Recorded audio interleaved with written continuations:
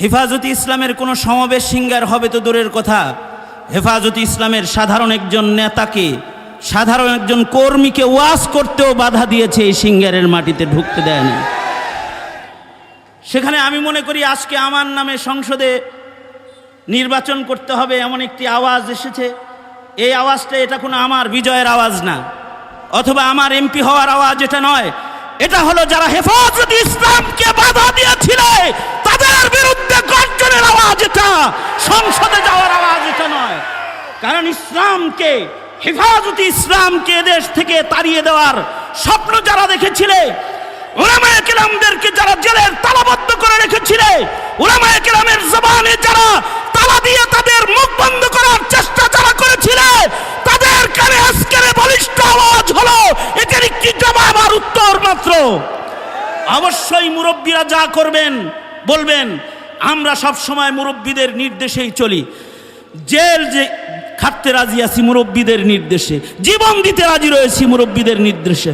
কারণ আমাদের মুরব্বীরা কোনো দাদার গোলাম না, আমাদের মুরব্বীরা ভারতের গোলামি করে না, আমাদের মুরব্বীরা আমেরিকার গোলামি করে না, আমাদের মুরব্বীরা আল্লাহর জমিনে আল্লাহর দ্বীনকে কায়েম করার জন্য কথা বলে।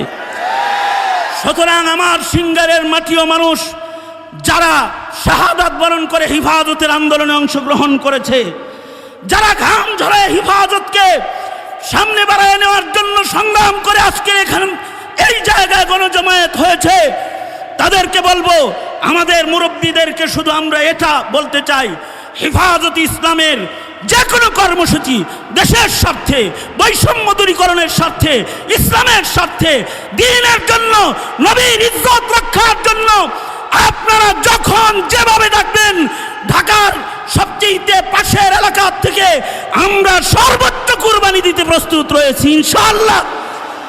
এই সিঙ্গারের মাটিতে আপনারা উলামায়ে কেরামের সাথে থাকবেন, এদেশের উলামায়ে কেরামও আপনাদের সাথে থাকবে ইনশাআল্লাহ। উলামায়ে কেরামের দ্বারায় কোনো জুলুম হবে না, অত্যাচার হবে না, এই আশাবাদ ব্যক্ত করেই আমি আপনাদের কাছ থেকে আমার সভাপতির বক্তব্য শেষ করে প্রধান অতিথিকে আমন্ত্রণ জানাতে চাই, যাকে এক নজর দেখার জন্য বাংলাদেশের সর্বত্র ভিড় হয়। শেখুল হাদিস ইবনে শেখুল হাদিস আল্লামা মামুনুল হক, তিনি একটি ইতিহাস, তিনি একটি দল নয়, তিনি একটি জাতির কথা বলে, তিনি মুসলিম মিল্লাতের কথা বলে।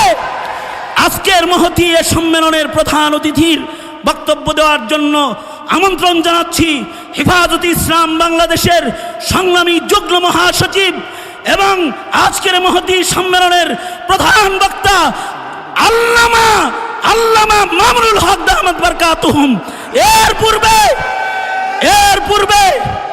পূর্বে মামুনুল হক সাহেবের বক্তব্যের পূর্বে আমাদের প্রধান অতিথি হেফাজতে ইসলাম বাংলাদেশের সংগ্রামী মহাসচিব, আমাদের সকলের মুরব্বী, জাতির চরম সংকটে যিনি হেফাজতে ইসলামকে আগলে রেখেছেন, ভালোবাসা দিয়ে, ত্যাগ দিয়ে, কুরবানি দিয়ে হেফাজতে ইসলামকে যিনি আগলে ধরে রেখেছেন, আজকের মহতী মজলিসের সম্মানিত প্রধান অতিথি আপনাদের সামনে গুরুত্বপূর্ণ বক্তব্য পেশ করবেন। আমিরুনা, আমাদের আকা, আমাদের সরদার সাল্লাল্লাহু আলাইহি ওয়াসাল্লামের আমানতের এক যোগ্য বাহক হযরতুল আল্লামা শেখ সাজিদুর রহমান দামাত বারকাতুহুল আলিয়া। নারে তাকবীর।